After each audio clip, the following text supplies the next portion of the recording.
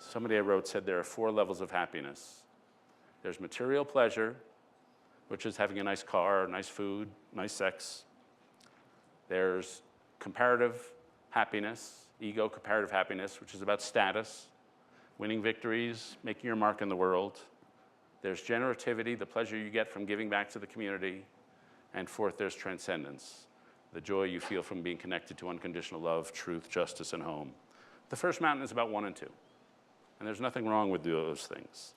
But I think we all know that the things you seek in the first mountain are not quite fulfilling, those first 2 happinesses. And that's because you can never be wholly focused. To be at peace and to be really happy is to be wholehearted. On the first mountain, you can never be seriously wholehearted because you've always got one eye on your conception of yourself and how other people are seeing you. And so yourself gets in the way of being wholehearted into something else. And so that brings us to the 6th phase in life, which David Bradley talked about earlier this week, which is the valley phase. You get atop your first mountain and you think, not quite satisfying. Or on the climb to up your first mountain, you fail and you get knocked off your mountain. Or some life event that happens that throws you off the mountain, maybe the death of a child, an illness that brings you to the brink of your grave. And then you get a sensation that all your life somehow is not, that this is not actually your mountain. There's some crisis here that you can't solve on this mountain with your current skill set that are required for that mountain. And so the classic case of a guy who realized that his first mountain was the wrong mountain was Leo Tolstoy.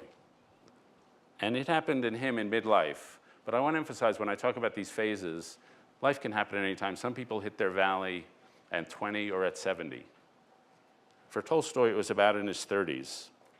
He, in his first mountain, wanted to be a great writer. He did pretty well. Wrote Anna Karenina, War and Peace, pretty good. But he found it all meaningless at a certain point. He wrote, "The only faith I had was faith in perfection." This is a passage that resonates completely with my students.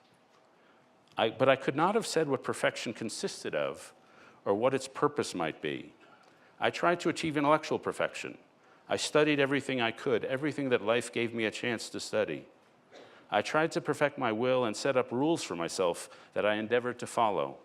I strove for physical perfection by doing all the exercises to develop strength and agility and by undergoing all the hardships that discipline of endurance and perseverance could preside. I took all this to be perfection. The starting of it all was moral perfection, but this was soon replaced by a belief in overall perfection, the desire to be better not only in my own eyes, but in the eyes of other people. And so he was trying to be a perfect person. That's the first mountain. But he began to realize that he was trying to become this writer who was going to change the world. He began to have a little loss of a little faith in the other writers. They didn't seem so great. Then his brother died an agonizing death without ever understanding why he had lived and died. And then he went to Paris, and in Paris he saw an execution. And he wrote, "When I saw how the head was severed from the body and heard the thud of each part as it fell into a box, I understood, not with my intellect, but with my whole being, that no theories of rationality, of existence, or of progress could justify such an act. I realized that if all the people in the world from the day of creation found this to be necessary according to whatever theory, I knew that it was not necessary and that it was wrong. Therefore, my judgments must be based on what is right and necessary and not on what people say and do." That is to say, he became aware that truth is transcendent. There are some things that are just wrong, and there are some things that are right, beyond the realm of society, beyond the realm of culture, beyond the realm of norms. There's something universal, what Immanuel Kant calls the moral law within. And when he sensed that there was something transcendently true or false, he came to see all his desires on this world, other than finding what was true and false, were unnecessary. He wrote, "My life came to a stop, but there was no life in me because I had no desire whose satisfaction I would have found reasonable. If I wanted something, I knew beforehand it did not matter whether I got it or not. All that mattered was finding the transcendent truth. So he grew sick of life. He put ropes aside. He put guns aside because he didn't want to kill himself.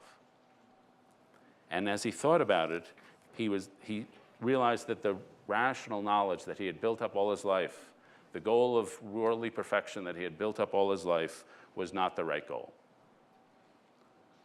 I was inevitably led to recognize a different type of knowledge, an irrational type, which all of humanity has had, faith. Faith which provides us with the possibility of living. Wherever there is life, there is faith. Since the origin of mankind has made it possible for us to live, the main characteristics of faith are everywhere and the same.